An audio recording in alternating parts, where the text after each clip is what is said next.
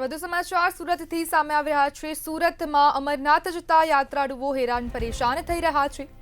સુરતમાં અમરનાથ જતા યાત્રીઓ હેરાન પરેશાન થઈ રહ્યા છે। જમ્મુ કાશ્મીર બેંકની બહાર યાત્રીઓનો હોબાળો જોવા મળ્યો। યાત્રીઓ દ્વારા બમ બમ બોલેના સૂત્રોચ્ચાર કરવામાં આવ્યા। રજિસ્ટ્રેશનમાં જમ્મુ કાશ્મીર બેંક દ્વારા નફટાઈ કરવામાં આવી। ભક્તોએ ધાર્મિક સૂત્રોચ્ચાર કરી વિરોધ નોંધાવ્યો। વધુ સમાચાર સુરતથી સામે આવ્યા। અમરનાથ જતા યાત્રીઓ હેરાન પરેશાન થઈ ચૂક્યા છે। રિંગ રોડ સ્થિત જમ્મુ કાશ્મીર બેંક બહાર લાંબી લાઈનો લાગી। મોડી રાતથી રજિસ્ટ્રેશન માટે ભક્તો લાઈનમાં ઊભા છે।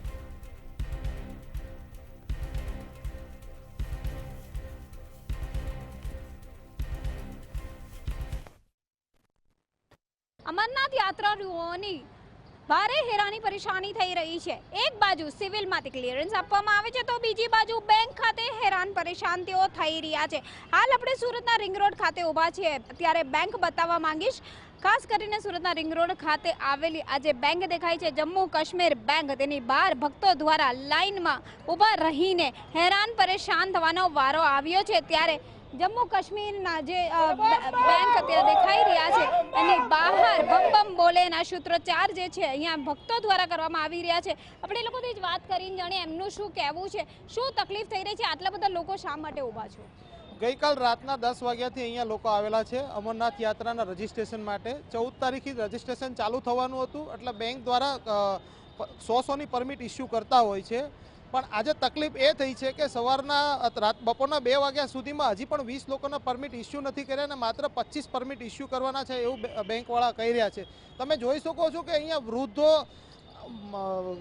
એજેડ લોકો આવેલા છે યાત્રા કરવા માટેની પરમિટ લેવા માટે, પણ હજી બેંક તરફથી એવું કોઈ પણ આશ્વાસન નથી આપવામાં આવતું કે અમે લોકો ફાસ્ટ બેંકનું કરશું, 100 પરમિટ ઇસ્યુ કરશું। લોકો હેરાન થઈ રહ્યા છે। અત્યારે બપોરના 2 વાગે આ તાપમાં પણ લોકો પોતાની પરમિટ માટે ઊભા રહેલા છે।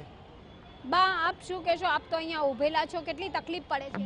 બહુ તકલીફ પડે। ભૂખ્યા તરીયા બેઠા છે રહ્યા કાલ 10 વાગ્યાના, પણ હજી નંબર લાગ્યા નથી કાંઈ।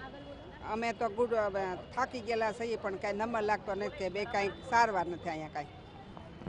આટલા બધા લોકો ઊભા છે, મહિલાઓ ખાસ કરીને ઊભી છે, કઈ રીતની તકલીફ અને શું કહેવામાં આવી રહ્યું છે? લાઈનો લગાડવાની શું જરૂર પડી છે? લાઈનો લગાવવાનું બેંકવાળાએ વ્યવસ્થા કરી નથી તો લાઈનો લગાડવા પડી ને, નહીં તો લાઈન લગાવવાની જરૂર નથી। એટલા ટોકન આપવાના હતા તમારે કે જેટલું તમારાથી વ્યવસ્થા થતી એટલા ટોકન અમને આપવા જોઈએ ને।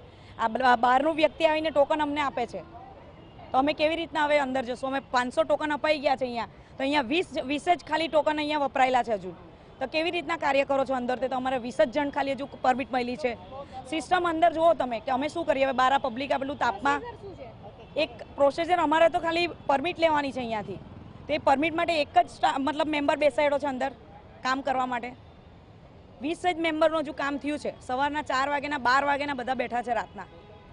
એટલે યાત્રાળુઓ અત્યારે ભારે હેરાન પરેશાન થઈ રહ્યા છે। વ્યવહારિક છે કે 100 જેટલા યાત્રાળુઓ હોય તો તેમના પાસે માત્ર 25 જેટલા યાત્રાળુઓને ટોકન આપવામાં આવી રહી છે। લોકો અહીંયા મોડી રાતના 12 વાગ્યાથી લઈને સવારે 4 વાગ્યાથી લઈને ટોકન લેવા માટે માત્ર ઊભા છે અને એના માટે જ ક્યાંક લોકોએ માત્ર પરમિટ લેવાનું હોય છે અને પરમિટ ના મળતા, નંબર ના આવતા ભારે તાપ અને ગરમીના અંદર તેઓ શેકાઈ તો રહ્યા છે। સાથે જ બેંકની જે ઢીલી કામગીરી છે એને લઈને તેઓ ફરિયાદ પણ કરી રહ્યા છે। કેમેરામેન શોએબ શેખની સાથે રાબિયા સાલે, મંતવ્ય ન્યૂઝ, સુરત।